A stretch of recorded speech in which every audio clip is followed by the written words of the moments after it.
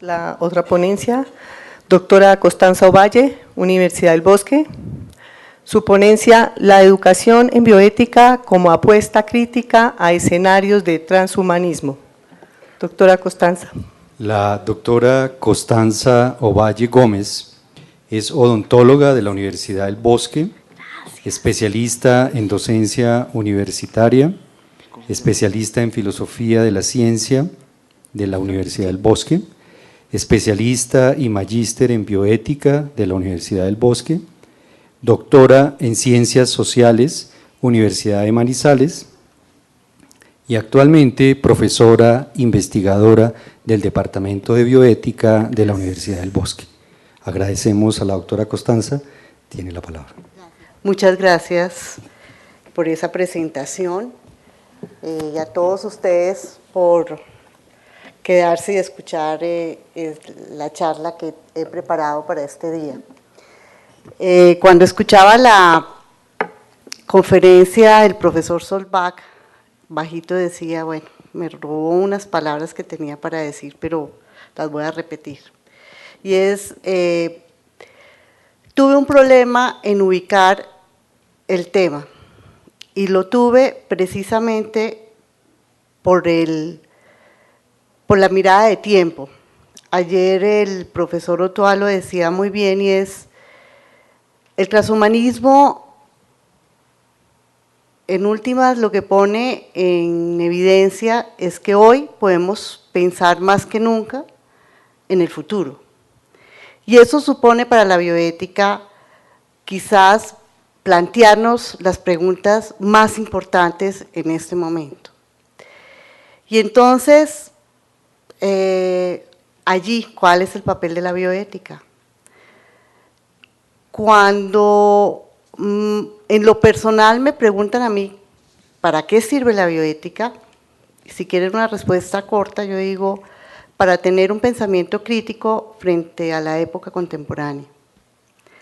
Pero un pensamiento crítico me obliga a contextualizar el problema. Me obliga a pensar en variables, si me permiten, que las puedo medir, las puedo calcular, algunas, claro, desde la ciencia sabemos que podemos predecir ciertas cosas, pero eso es acotado. Entonces, en estos futuros tan largos, ahí dije, bueno, ¿qué voy a hacer? Entonces, lo que resolví hacer, y espero les guste, es identificar los aspectos que creo que debemos resolver hoy en día para poder pensarnos un avance tecnológico como nos lo plantea el transhumanismo. Bien. Se propone comprender y evaluar interdisciplinariamente en el movimiento transhumanista la mejora de ciertas capacidades humanas, en atención a las nuevas tecnologías como la ingeniería genética, de la información, la nanotecnología e inteligencia artificial, se persigue un mundo mejor en un futuro poshumano. En el laboratorio se interviene genéticamente en los seres vivos. Se plantea avances en el campo de la salud humana mediante la erradicación de las enfermedades, la eliminación del sufrimiento, aumento de las capacidades intelectuales, físicas y emocionales, que involucran nuevos diseños económicos, sociales y culturales, que vendrán acompañados de cambios estructurales para la especie humana. Para Harari, será posible sustituir la selección natural mediante las ingenierías biológica, de cyborgs y orgánica, así como la vida cada vez más podrá ser regida mediante el diseño inteligente por la intervención deliberada del ser humano. A propósito, menciona cómo el profesor George Church de la Universidad de Harvard ha sugerido implantar un ADN de un neandertal en un óvulo de mujeres sapiens que se han ofrecido para hacer las veces de madres de alquiler. El profesor de Historia de la Universidad Hebrea de Jerusalén, autor del libro que ha tenido éxito en ventas, De animales a dioses, afirma que para algunos este intento por revivir el Homo neandertal puede tener una razón ética. dado que el Homo sapiens exterminó a estos homínidos, tiene el deber moral de resucitarlos. ¿Qué decir desde una perspectiva ética de otros adelantos gracias a las transformaciones de los humanos en cyborgs, como los implantes cocleares o los novedosos estudios en torno a implantes de retina que permiten a personas ciegas orientarse, identificar letras y reconocer caras? ¿O qué argumentar frente a aquellos avances en informática en los que se puede crear un programa vida que aprende y evoluciona independientemente a su creador? Nos preguntamos si estas hazañas científicas necesariamente propician una mejor vida.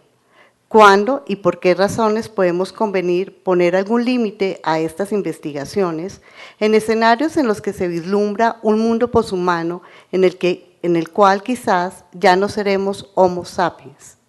Factiblemente veremos cambios sustanciales en nuestras emociones y deseos, y no solamente en nuestros vehículos y armas. ¿En qué deseamos convertirnos? O mejor, en palabras de Harari, ¿qué queremos desear? También es cierto que asuntos que suponemos están por suceder pueden no darse y son situaciones hipotéticas no imaginadas las que de hecho ocurran. Pero a pesar de esta eventualidad, en la actualidad se vienen haciendo cosas maravillosas ante las cuales, según este profesor israelí, abro comillas, seguimos sin estar seguros de nuestros objetivos y parecemos estar tan descontentos como siempre. Recientes estudios muestran que los nuevos desarrollos tecnológicos y la aplicación de conocimiento científico no necesariamente se realizan mediante procesos de investigación adecuados. No sabemos a ciencia cierta cómo estos adelantos influyen sobre la felicidad y sufrimiento de los individuos, en la conciencia e identidad humanas o en su organización social. En adelante, no se hará especulación alguna sobre las posibilidades tecnológicas. Tampoco se toma partido por las versiones apocalípticas que se desatan por los nuevos conocimientos y tecnologías que se desarrollan vertiginosamente en comparación con el lento desarrollo de nuestra capacidad ética, que invitaría a su uso prudente. Más bien, se trata de ahondar en el papel de la educación en bioética, en este nuevo paradigma científico en el que a diario se develan nuevos cuestionamientos éticos, políticos e ideológicos. La tesis que se desea presentar es que en escenarios transhumanistas en los que se procura por un buen vivir, los elementos cognitivos y éticos son esenciales. En razón de ello, la educación en bioética aporta un punto de vista crítico a la relación entre el conocimiento científico y sus desafíos tecnológicos, como a las valoraciones en torno a ellos. Así las cosas, será importante ser conscientes de que los beneficios de las personas que participan en ensayos clínicos, por ejemplo, son menos provechosos de los que se reciben cuando son atendidos en una consulta médica.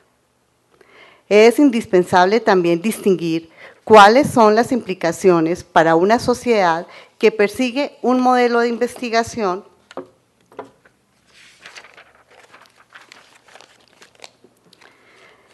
en el cual se justifica la imposición universal de la misma concepción de mundo en comparación con un modelo en el cual los avances no son valorados necesariamente por ser producto de la técnica o de índole material, sino también tienen además un carácter social.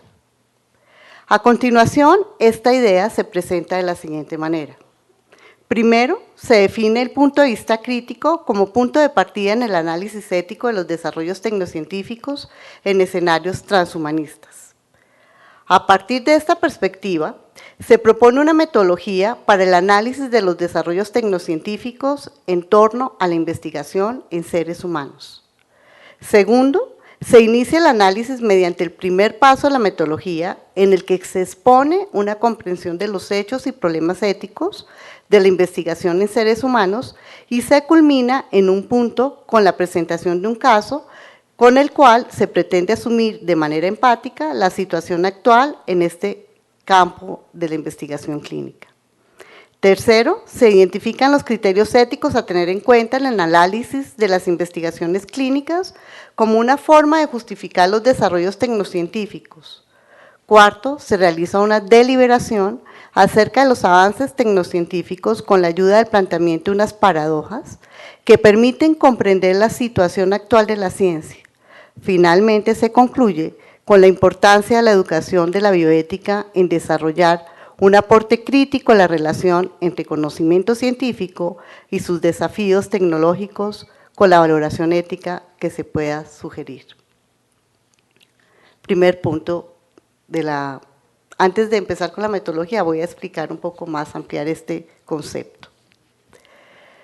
Cuando hacemos valoraciones de las prácticas de investigación, lo más conveniente será asumir un punto de vista crítico. Este es un punto de partida sin el cual no es posible valorar el sinnúmero de cuestionamientos éticos que se desatan hoy en día en torno a la tecnociencia.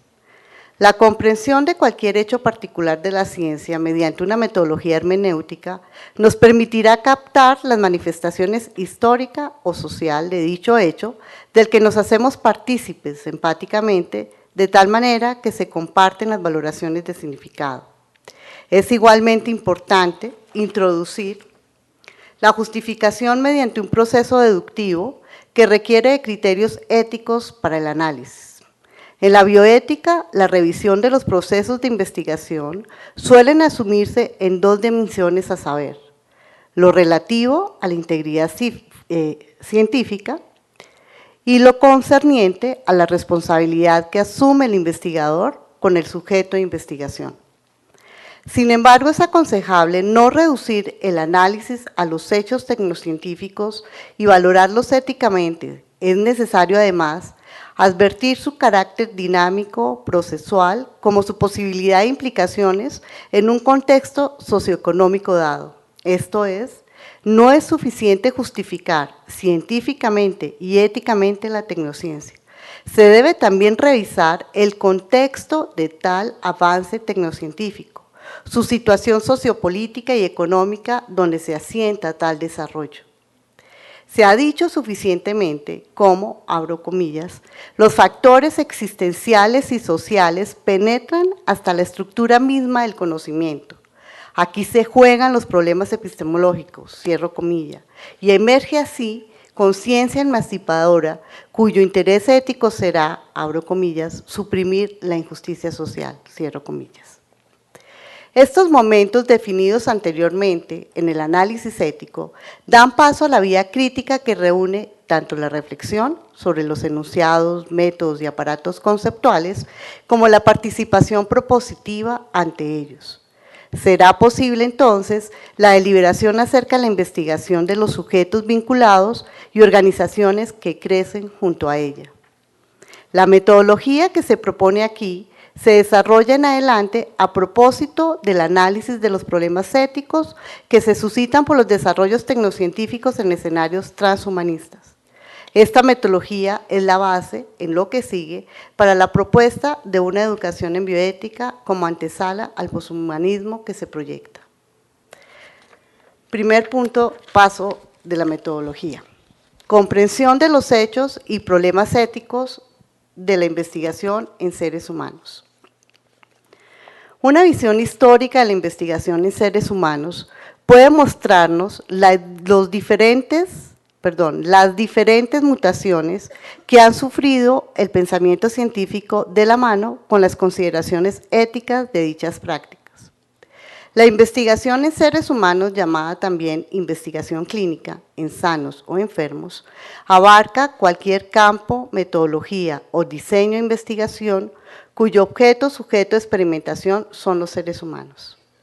En principio, la investigación se restringió a los animales, personas condenadas a muerte o cadáveres. En algunos casos, los mismos investigadores se sometieron a la autoexperimentación. Sin embargo, la experimentación se extendió a la población solo en los momentos en que aparecieron las grandes epidemias de viruela del siglo XVIII. Es preciso recordar que las prácticas clínicas restringidas a la actividad médica fueron valoradas éticamente por su intención de curar como prácticas beneficentes, mientras que la investigación se valoró por su inquietud cognoscitiva e intención de producir conocimiento. Esta diferenciación de términos, según Gracia, en medicina solo se permitirá ganar conocimiento de manera colateral. En la actualidad es otro el sentido.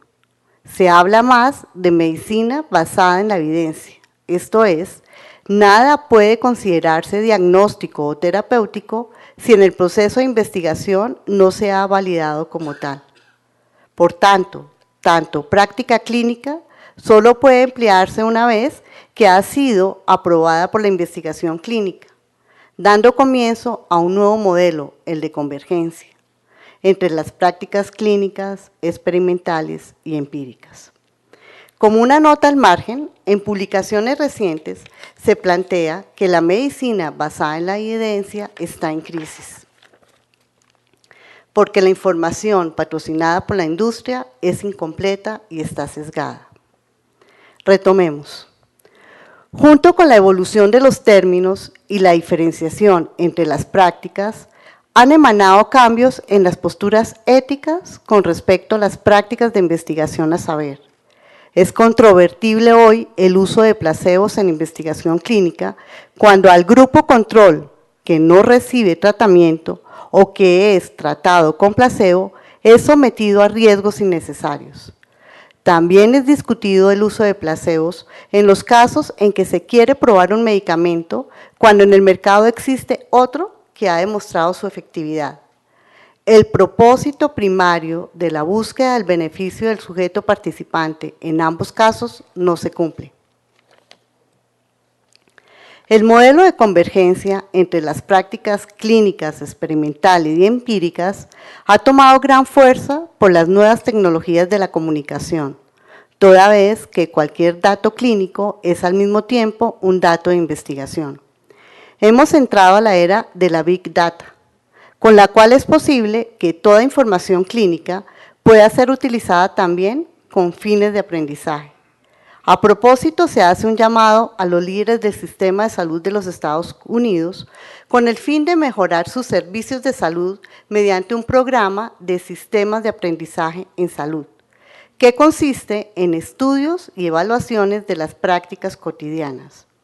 Como aspecto relevante es la necesidad de recolectar una gran cantidad de datos provenientes de los pacientes, proveedores, médicos, administrativos, entre otros, con el fin de realizar un metaanálisis a la manera de los estudios de la medicina basada en la evidencia, esta vez para mejorar los servicios de salud.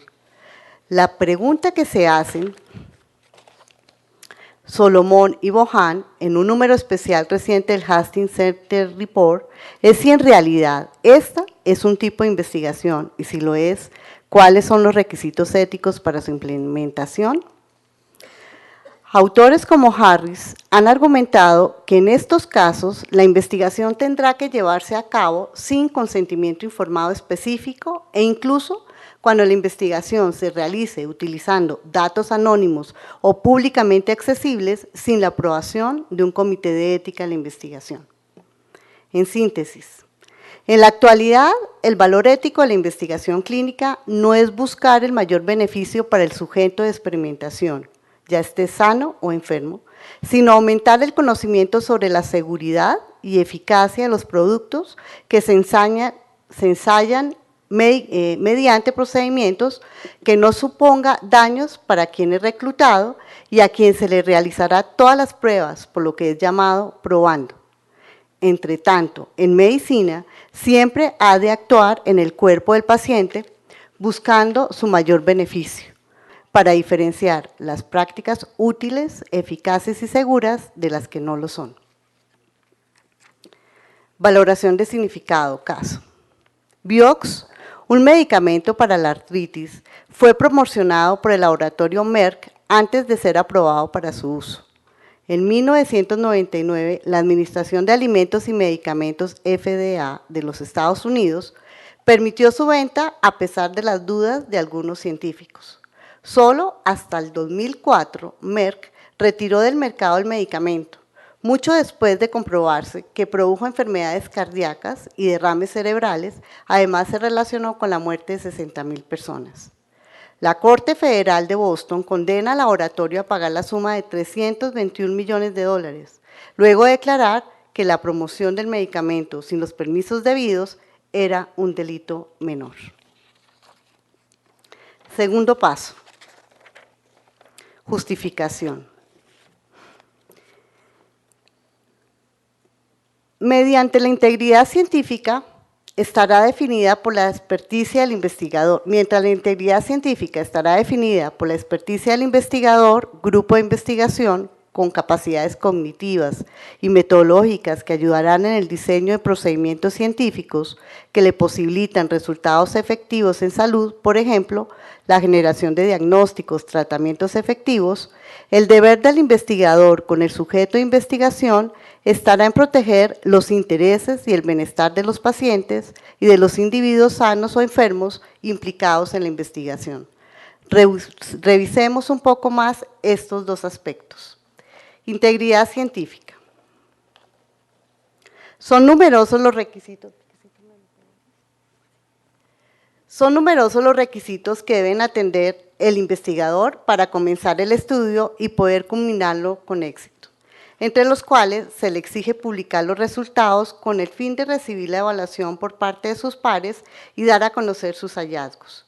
La integridad se define como el correcto procedimiento de la práctica de la ciencia y connota honestidad, transparencia, justicia y responsabilidad.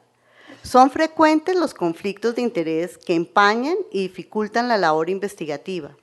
Se denuncian aspectos relacionados con el insuficiente número de participantes que impide representar adecuadamente la variedad genética y sociodemográfica de la población, falsificación de datos clínicos y consentimientos informados, pacientes inventados, equipos de diagnóstico en malas condiciones, pacientes que no debieron de ser reclutados de acuerdo a los criterios de exclusión, manipulaciones en el análisis de los resultados que minimizan los riesgos y exageran los beneficios, que inciden en los sesgos de las publicaciones científicas y en muchos casos se deben a las exigencias de recuperación de lo invertido en el desarrollo del medicamento y a la maximización de los beneficios por parte de la empresa farmacéutica.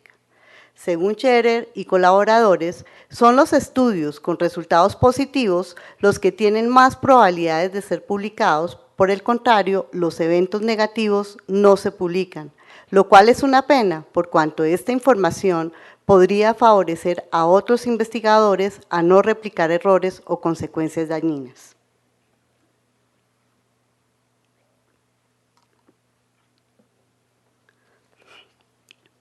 Para los investigadores, por prestigio, y para la industria farmacéutica, por promoción de sus productos, es importante publicar los resultados en los ensayos clínicos, en prestigiosas revistas. Según Del Rey y colaboradores, más del 50% de quienes redactan las guías de práctica clínica tienen conflicto de interés con las compañías cuyos productos son objeto de evaluación.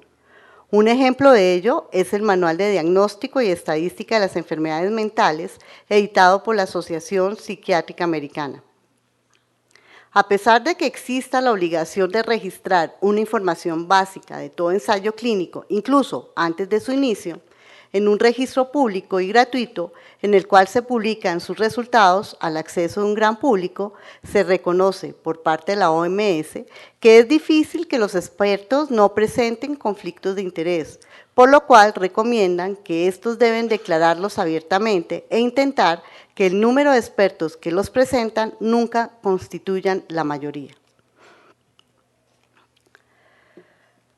Responsabilidad del investigador con el sujeto de investigación.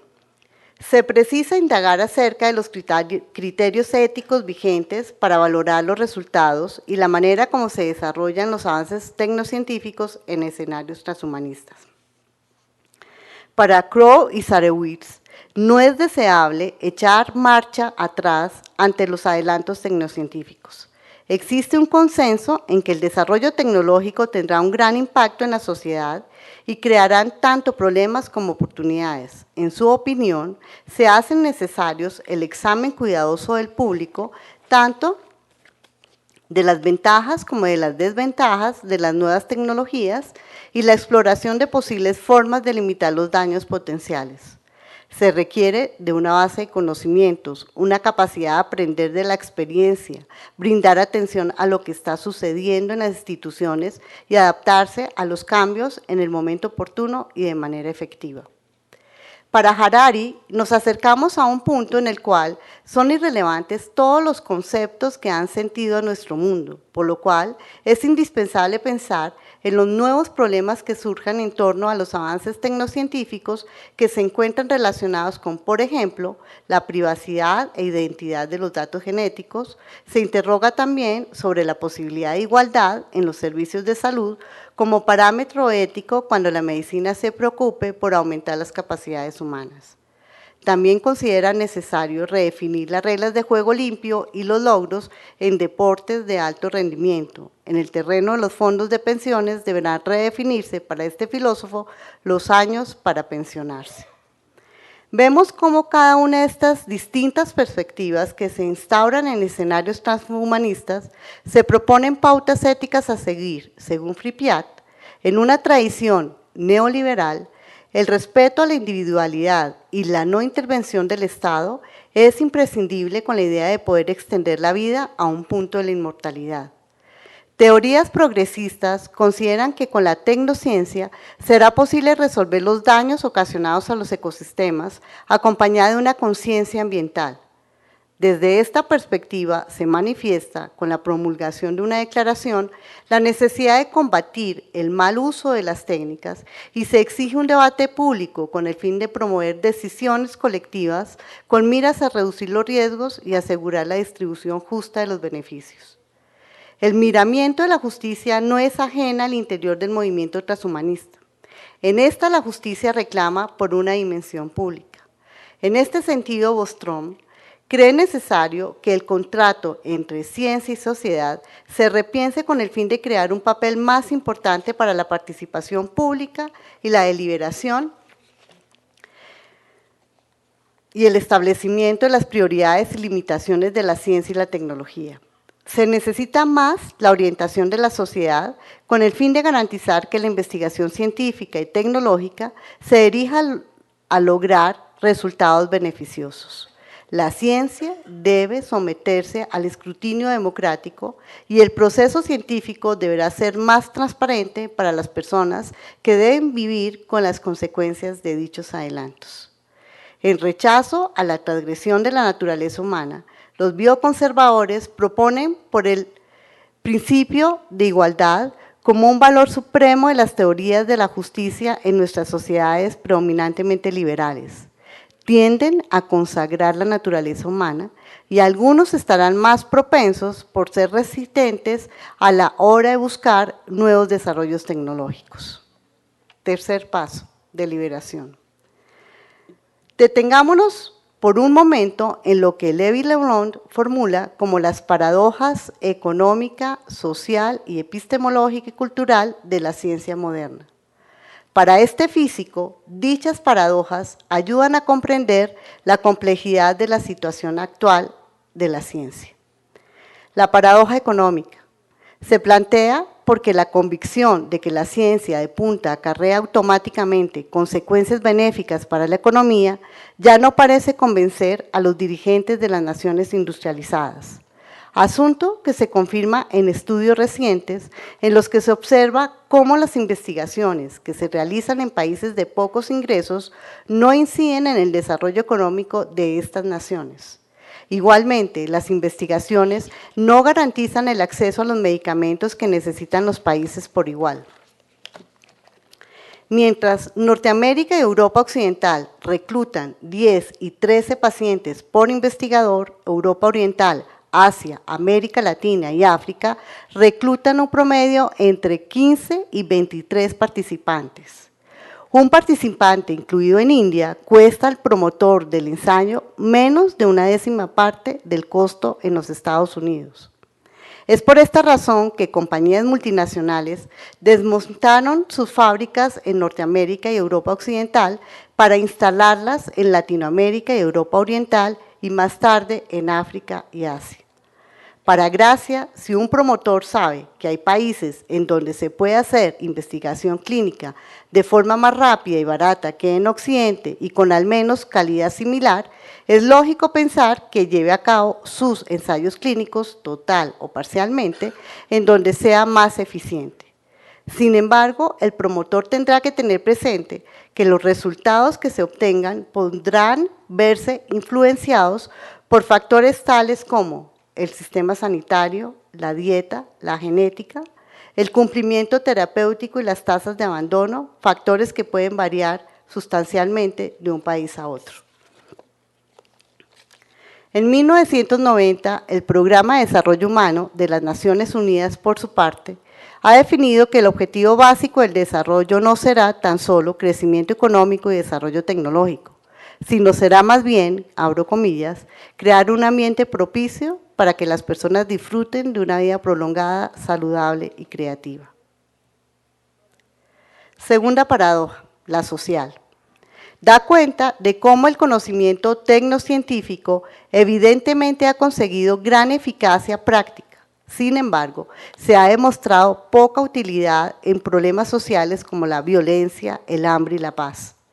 De esta manera, es sorprendente confirmar que la tecnociencia de los países desarrollados no contribuye significativamente a resolver los problemas de los países pobres. Por el contrario, es probable que sean estos últimos países los que le aportan a los primeros en mayor proporción.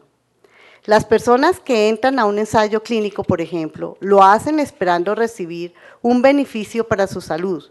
Estos no saben si el producto experimental es más beneficioso que el del grupo control, ni tampoco que vaya a conllevar mayores riesgos. Según Applebaum, la norma jurídica incurre en un error terapéutico, porque no alcanza a divisar este aspecto que tiene gran trascendencia ética y práctica, situación que involucra a todos quienes participan en los ensayos clínicos. Se ha documentado suficientemente cómo en los reportes de la industria farmacéutica se asume que dejan beneficios a los países de bajos y medianos ingresos en razón a la promoción del desarrollo de la capacidad de investigación de dichos países. Sin embargo, los investigadores de estas regiones no aprenden nuevos procesos para investigar, tan solo recogen información que luego es enviada a los centros de investigación ubicados en otros países en donde es analizada. Por lo demás, el desarrollo de los medicamentos no beneficia a las poblaciones en las que investiga. Paradoja epistemológica. Indica que aun cuando el conocimiento científico ha alcanzado gran nivel de elaboración, cada vez es más difícil la síntesis y la generalización. Es así como afirmaciones generales con respecto a los beneficios de los medicamentos para la humanidad es una argumentación que en abstracto solo sirve para justificar el uso masivo de poblaciones en investigación, quienes no reciben beneficios directos de ella, como ya se dijo. Los participantes en ensayos clínicos en los que se compara una sustancia mediante un diseño doble ciego, cuyo parámetro de comparación es un placebo, no reciben los beneficios durante el experimento, aún en el caso de que la sustancia investigada resultara ser efectiva. En el evento en que haya recibido el medicamento durante el estudio, una vez termine, no hay garantía de que reciba de manera gratuita y en la mayoría de los casos no podría acceder a él por su costo.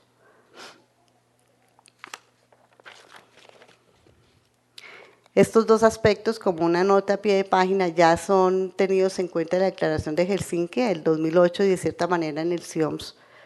Sin embargo, vale la pena discutir más adelante en algún momento este aspecto. En el desarrollo de medicamentos se ha extendido los ensayos clínicos como metodología, sin que quizás sea la mejor, pero de esta manera se facilita la aprobación de la comercialización del medicamento en estudio por la Agencia Europea de Medicamentos y la FDA, en palabras de críticos de los ensayos clínicos. La historia es simple. Los promotores acuerdan con las agencias los ensayos que demostrarán la eficacia y seguridad adecuadas del nuevo medicamento, e intentan llevarlos a cabo de forma que tengan muchas posibilidades de ser aceptados en cuanto se presenten sus datos a las agencias. Este asunto incide igualmente en la última paradoja, la cultural. muestra la dificultad cada vez mayor que tiene la ciencia en difundir su espíritu crítico en la base de su conocimiento, aun cuando cuenta hoy más que nunca con una gran posibilidad de difusión a través de los medios masivos de comunicación. Como ya se dijo, es más común de lo deseable el sesgo de las publicaciones en ensayos clínicos financiados tanto por fondos públicos como privados.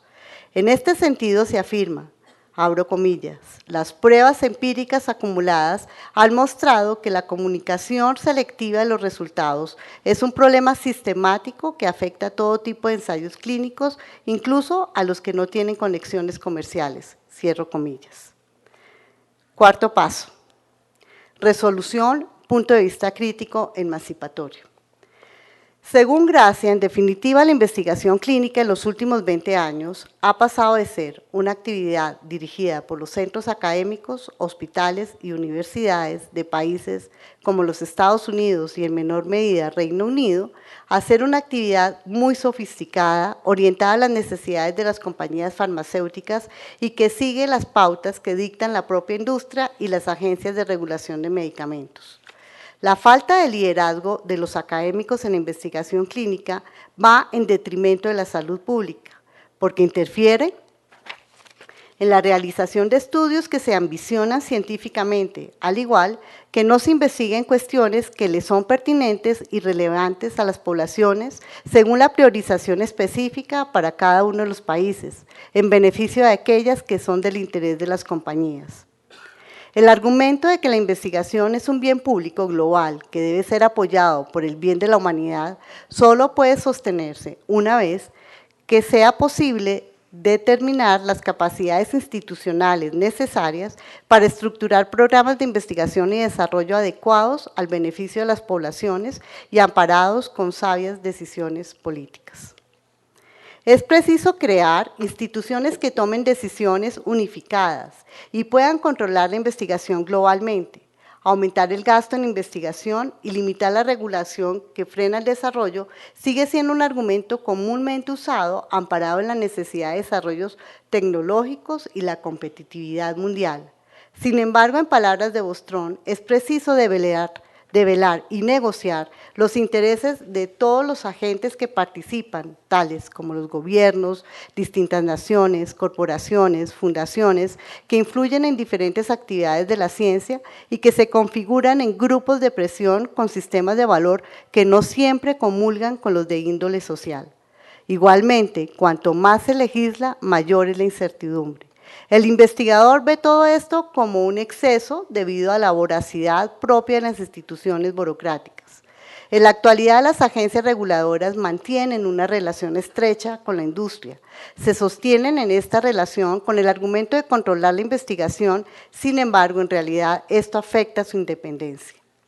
Luego de una investigación acerca de los ingresos demostrados por parte de los miembros de la Agencia Europea de Medicamentos, el periódico alemán Frontal 1 confirmó que están siendo financiados en aproximadamente 2/3 por compañías farmacéuticas.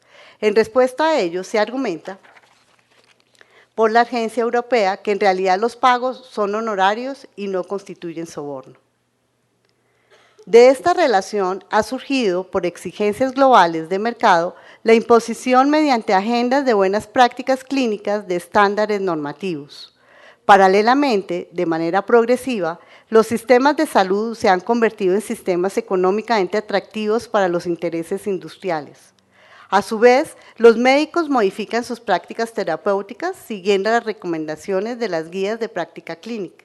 Según Bulford, los comités de ética asistencial han limitado su actividad a la promoción y el control de las nuevas regulaciones jurídicas, reduciéndose a la exigencia del consentimiento informado como resultado de una medicina defensiva. Por lo que es probable que esto, en lugar de beneficiar al paciente, lo ha perjudicado. El papel de los comités de investigación, por su parte, se han confinado a trámites burocráticos, además de ceñirse tan solo a la obligación jurídica, y el consentimiento informado es, al igual que en los comités asistenciales, un requisito más que se configura esta vez en una investigación defensiva. De ahí que Rose afirma que la bioética tiene un papel de legitimar los usos de las nuevas tecnologías, pero debe procurar por no dejarse rutinizar. La controversia en cuanto a qué tanto es una investigación el programa de sistemas de aprendizaje en salud actualmente en implementación por parte de los hospitales de los Estados Unidos como resultado de una práctica de convergencia, empieza a vislumbrar nuevos elementos que se reúnen en torno a la convergencia entre las diferentes prácticas. Se observa cómo aspectos de la educación médica se suman a la administración de los servicios de salud y colisionan con las prácticas clínicas. Pudiéramos decir que cada una de estas prácticas mantienen un etos que requieren ser develados. Está por verse hasta qué punto puede generarse conflictos éticos entre ellos y qué tanto se podrá conciliar. Si se mantiene la idea del carácter investigativo de este programa, será necesario incursionar sobre los aspectos éticos a tener en cuenta en estudios, esta vez con seres humanos, es decir, investigaciones propias de campos como el de las ciencias sociales y superar la idea de que los modelos éticos de las ciencias biomédicas son suficientes para analizarlos. De entrada podemos afirmar que es necesario ahondar sobre cuál es la preocupación ética por las personas y poblaciones que participan en investigaciones en los campos de las ciencias sociales y humanas, en los cuales si bien no se interviene en el cuerpo de las personas, sí se afecta de cierta manera la vida en sociedad. Según el Comité de Reflexión en Materia de Ética coordinado por Benoit Sevigny en el 2002, puede emerger situaciones que el sujeto de investigación ignora, ante las cuales no es posible predecir ni la reacción ni sus consecuencias, dado que estas investigaciones se sitúan en el medio natural donde viven los sujetos de investigación. Igualmente se interrogan sobre cuestionamientos psicológicos, afectivos e íntimos que afectan personal y socialmente a los investigadores. También pueden incitar la conciencia social en relación con situaciones que requieren cambios, por tanto, se agitan las relaciones sociales, se motiva la denuncia de injusticia e incluso, sin esperárselo, puede acentuar las inequidades y prejuicios. Todas estas implicaciones indican que, como mínimo, se realicen consentimientos informados y se prevean todas las condiciones necesarias para resguardar la privacidad de los participantes en dichas investigaciones. Conclusiones. Por último, un punto de vista crítico acerca de la relación de la tecnociencia con la ética sugiere que quizás los argumentos éticos que se esbocen no detendrán los desarrollos tecnológicos que se avisoran, más aún cuando estos prometen erradicar las enfermedades, las dolencias humanas y prolongar su existencia. En realidad, de lo que se trata, con la ayuda de una perspectiva ética, como es el de la bioética, es aportar un punto de vista crítico a la relación entre conocimiento científico y sus desafíos tecnológicos con las valoraciones en torno a ellas. Este asunto es crucial en razón a la importancia de nuestras valoraciones, en la manera como damos sentido a nuestras vidas y cómo nos comportamos. Esto es, nuestras valoraciones hacen la diferencia de cómo nos vemos y sentimos con nuestras vidas. Es mediante una pedagogía crítica que, en palabras de Freire, se experimenta, abro comillas, continuamente la dialéctica entre subjetividad y objetividad, cierro comillas. Se realiza entonces una síntesis entre la teoría y la práctica, cuya intención teorética intenta beneficiar a la comunidad en general. De sus hallazgos reflexivos en torno a la relación entre conocimiento científico y sus desafíos tecnológicos, emerge la valoración ética que dialoga con las relaciones sociales democráticas. Un poder de conocimiento que influye decisivamente en la participación pública y en el sentido de vida que se construye colectivamente en aras de ese poshumanismo que se proclama. Muchas gracias.